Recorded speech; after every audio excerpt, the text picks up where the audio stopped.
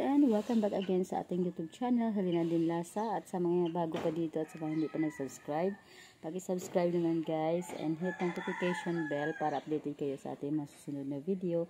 At sa may mga katanungan, free kayo guys na mag-comment below. So don't be shy and don't worry guys. I don't judge. No, hindi tayo pwede mag-judge dito kasi may mga kanya-kanya tayong mga buhay at meron kanya-kanya tayong mga karanasan. So, yung video na to ay kadugtong noon sa aking kasunod na video about annulment.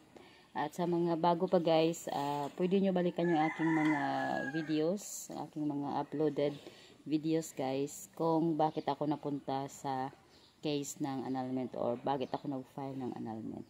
So, ngayong araw, nandito ako sa aking munting piggery. Ayan, kasi waiting yung aking alaga dito na magle-labor. Nagle-labor na siya pa, siguro sumasakit-sakit na yung tiyan niya. So, kailangan natin bantayan, baka manganak siya sa hindi natin alam na oras. Dahil may kalayuan yung ating sariling bahay sa ating piggery. So, 3 minutes o 2 minutes. Hindi naman siya masyadong malayo, pero hindi natin maramdaman kung manganak siya. Okay, napunta tayo sa baboy. Okay guys, so itong video na to ay bibigyan ko kayo ng tips paano makahanap ng matino. Sabay ganun, matino. Hindi mapag-abusong abogado. At hindi ka lulukuhin. At hindi mukhang pera.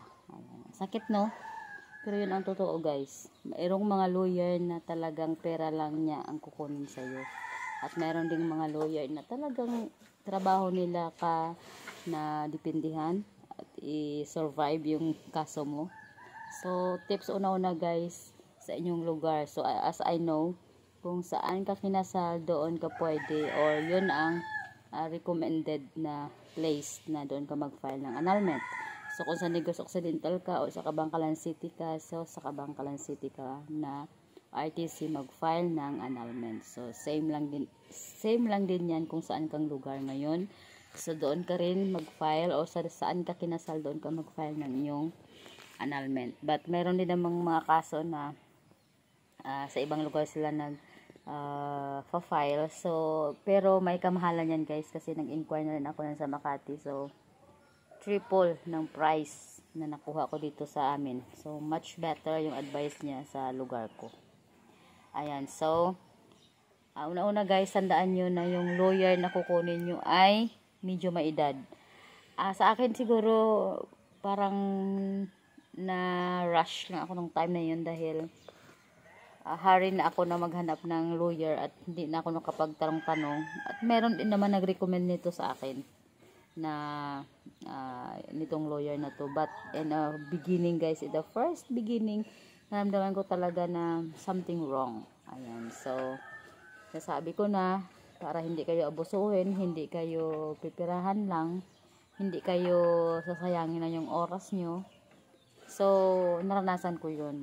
Niloko ako ng aking lawyer. So, huwag na tayo mag-drop ng name, baka magkagulo pa dito at malalaman at ma-tick down ang ating video. Ayan, so we don't mention the name here, but I really disappointed to him.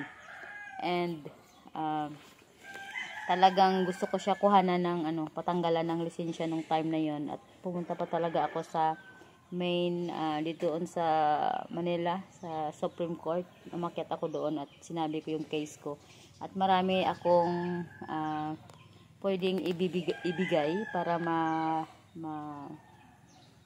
matawag dito, matanggalan siya ng lisensya at pumunta rin ako sa kung saan yung mga lawyer kumukuha ng lisensya nila. So, nagkuha rin ako ng advice doon kung anong pwede kong gawin. So, in short guys, hindi magandang lawyer yung aking nakuha. So, meron siyang, mas matanda pa yata ako sa kanya or yeah, same lang yata kami ng edad. And pangalawa na nalaman ko sa kanya na mayroon din pala siyang Kiridane. Bahala ka na dyan, pero hindi naman ako nag-mention ng name. So, meron siyang Kirida. So, I think is one of the factor na hindi niya ako maharap at hindi niya ako matingnan sa mata dahil sa ginagawa niya at humahawak siya ng ganitong annulment. ganitong case. Ayan. So, marami siyang mga kliyente guys dahil nung time na yun, famous siya dito sa lugar namin at lahat ng tao ay kilala siya. At kalaunan ay kilala siyang manloloko. Ayan. So, may mga kasabayan ako na galing pa ibang bansa, umuwi lang para sa kanilang mga hearing pero hindi natutuloy. Imagine nyo guys, galing ka ng ibang bansa, a-attend ka lang ng hearing. Kasi guys, sa annulment, hindi pwedeng hindi ka magpakita sa court. Sabi lang yan ng lawyer mo, kung merong lawyer na magsabi na, oh, ako na lahat bahala. No. Sa process guys, kailangan mo talaga pumunta ng court kahit isang beses lang. So, after that, pwede ka nang gumawa ng SPA. So, wag kayong maniwala sa mga sabi-sabi. So, in short guys, itong lawyer na to nakuha ko ay manloloko at siguro hindi niya talaga feel na maghawak ng ganito mga kaso kasi hindi niya siguro kaya or na-guilty siya o ano, di ba? So, tumakbo guys yung aking case na hawak niya for 2016, 16, 17, 18. 3 years. 3 years niya akong hinawakan yung case ko na walang nangyari. Ni isang hearing. I think isang hearing, pre-hearing. Yun lang ang nangyari. And then after that, pabalik-balik pero na-cancel, wala daw hearing, ito bla bla bla, ang dami niyang sinasabi.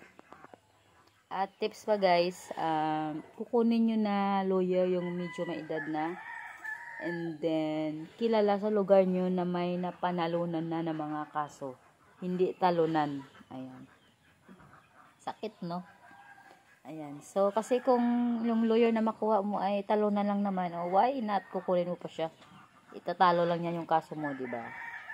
So, kukuha kayo ng lawyer na may mga kasong napanalo or most napanalo niya. Ayan. So, pangalawang tips para kumuha kayo ng lawyer na hindi kayo lokohin, huwag kayo magbigay ng full payment. Ayan. So, kasi yung una kong lawyer na kinuha is nag-full payment. Hindi naman siya full payment, pero ayan. So, kasi yung lawyer ko guys ay nagbayad na ako ng more than half. So, kunti na lang guys, yung parang 30,000 na lang yung kukuhanin niya sa akin. So, nagbayad na ako ng malaki. So, siguro tips, wag muna kayo magbayad, and may bracket yan na magbabayad ka. First, pre-hearing or yung filing, and then sunod na payment. Huwag kayo, basta guys, huwag kayo magbayad ng full payment or yung more than sa kalahati. Kasi may bracket yan eh. May bracket yan. Kung tamang lawyer yung nakuha nyo, hindi yan siya magkukuha ng bayad na hindi pa niya natrabahuhan. Ayan. Tips, lawyer na hindi ka pipirahan. Kukuha yan guys ng payment sa hindi niya pa, sa trabaho na napagtrabahuanan niya. Hindi yan siya kukuha ng more than pa sa hindi pa niya natrabaho. Yun yung magandang lawyer. So, yun lang muna tayo guys, no? So, yun lang yung tips ko sa pagkuha ng lawyer.